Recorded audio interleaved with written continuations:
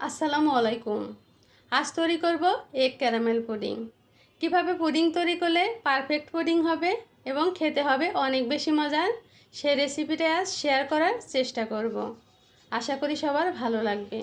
Pudding তৈরির জন্য প্রথমে এখানে আমি নিয়ে নিচ্ছি 1 লিটার লিকুইড দুধ। এরপর এখানে নিয়ে নিচ্ছি আমি 1/3 কাপ পরিমাণ চিনি। চিনির পরিমাণ আপনারা বাড়িয়ে কমিয়ে দিতে পারেন, তবে আমার কাছে 1/3 কাপ পরিমাণ চিনি পারফেক্ট মনে হয়েছে। চিনি আর দুধ একসাথে ভালো করে মিশিয়ে 1 লিটার দুধ জাল করে আমি 1/2 লিটারের মতো করে নেব। এবার আমি পুডিং তৈরির জন্য ক্যারামেল তৈরি করে নেব। এখানে নিয়ে নিচ্ছি আমি আবারও 1/3 কাপ পরিমাণ চিনি। প্রথমে আমি নাড়াচাড়া করব না, যখন এরকম লালচে কালার আসা শুরু করবে তখন অনবরত নাড়াচাড়া করতে হবে। প্রথম দিকে চুলা জালটা মিডিয়ামে রাখতে হবে।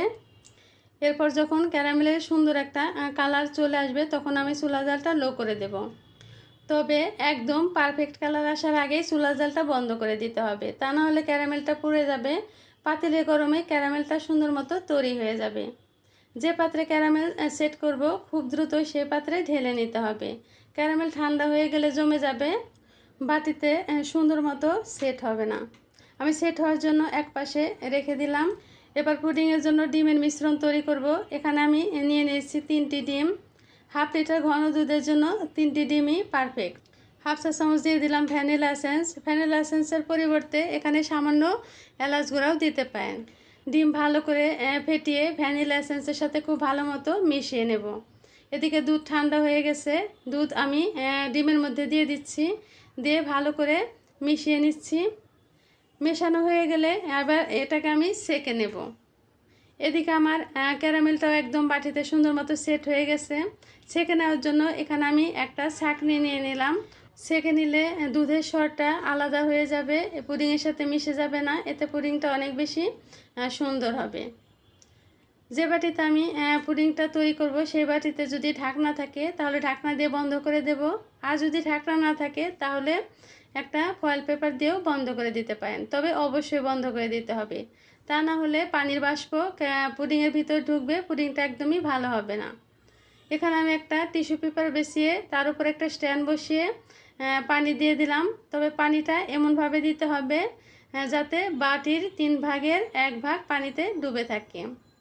এবার ঢাকনা দিয়ে ঢেকে চুলা জালটা মিডিয়ামে রেখে 25 থেকে 30 মিনিটের মতো আমি পুডিং জাল করে নেব। আমি 30 মিনিট পর ঢাকনাটা খুলে নিচ্ছি। পুডিং সুন্দর মতো হয়েছে কিনা একটা টুথপিক বসিয়ে দেখে নিচ্ছি। টুথপিক যদি ক্লিন আসে তাহলে বুঝতে হবে পুডিং সুন্দর মতো তৈরি হয়েছে। আমার পুডিংটা একদমই সুন্দর মতো তৈরি হয়েছে। এবার এটাকে আমি চুলা থেকে নামিয়ে ঠান্ডা করে নেব। আমি সারা রাতের জন্য ফ্রিজে নরমালে রেখে দিয়েছিলাম, তবে সারা রাতের জন্য রেখে না দিলেও চলবে। 1.5 থেকে 2 ঘন্টার মতো ফ্রিজে নরমালে রেখে দিলেও হবে। এবার চারপাশটা আমি খুব সাবধানে কেটে নিচ্ছি, অবশ্যই সাবধানে কাটতে হবে, তা না হলে ভেঙে যাবে। একটা প্লেটে আমি পুডিং ঢেলে নিচ্ছি। দেখুন আমার পুডিংটা কত সুন্দর এবং পারফেক্টভাবে তৈরি হয়েছে।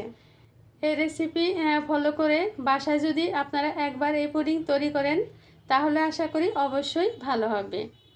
আমি একটু কেটে দেখিয়ে দিচ্ছি, দেখুন কতটা সুন্দর হয়েছে। আশা করি আমার আজকের রেসিপি সবার ভালো লেগেছে। ভালো লাগলে একটি লাইক দিবেন। সবাই ভালো থাকবেন।